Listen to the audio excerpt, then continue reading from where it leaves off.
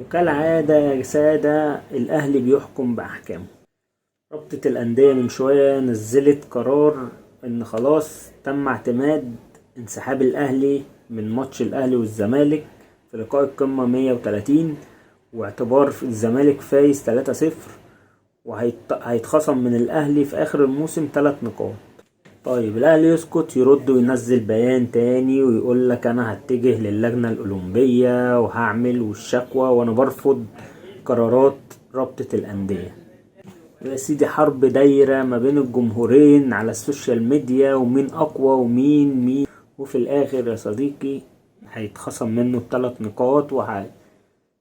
مفيش حاجة اسمها بيحكم بأحكامه، مفيش أي حاجة. وأنا قلت لك الكلام ده قبل سابق، قلت لك الكلام ده مش هيحصل، الماتش مش هيتعاد. جانب تاني ان هو تركي آل الشيخ امبارح عرض على الزمالك عرض ب2 مليون دولار ان هو يعيدوا الماتش، تمام، وهيتكفل بكل الديون بتاعت نادي الزمالك مقابل ان الماتش يتعاد تاني في السعودية بحكام اجانب. طبعا يا باشا الكلام ده مرفوض تماما ومفهوش اي حاجة هتحصل، وانسى. واي حد هيجي يقولك ان الماتش هيتعاد كداب بيشتغلك. انا مش طالع بريحك، تمام، وهقول لك كلمتين انت عايز تسمعهم، لا. كلام الحقيقي اللي واصل واللي داير دلوقتي ان الماتش مش هيتعاد وخلاص، وكل سنة وانتم طيبين. كده الزمالك بره عن القصة، بره عنه خالص، ملناش دعوة بأي حاجة. القصة دلوقتي مع الأهلي والرابطة واتحاد الكورة، وملناش دعوة. احنا بره عننا ان احنا اخدنا ال3 بونت بتوعنا، وهيتخصم ال3 بونت ده الشكل القانوني ايه خلاص. يعني دي حاجات قانونية ما فيهاش رجعة، خلاص شكرا. نقفل القصة دي.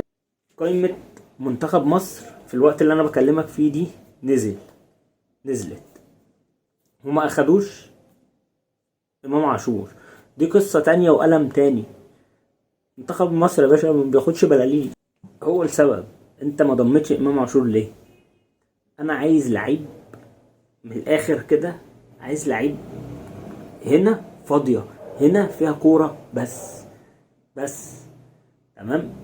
انا في مركز دلوقتي، مركز 6 أو 8. انا محتاج لعيب هنا مفيش غير كورة بس. فانا مش هاخد امام عاشور بتاع اللقطة والشو بتاع، لا خلاص. انا عايز واحد يلعب كورة وبتاع، فايتر شوية معايا، فاهمني؟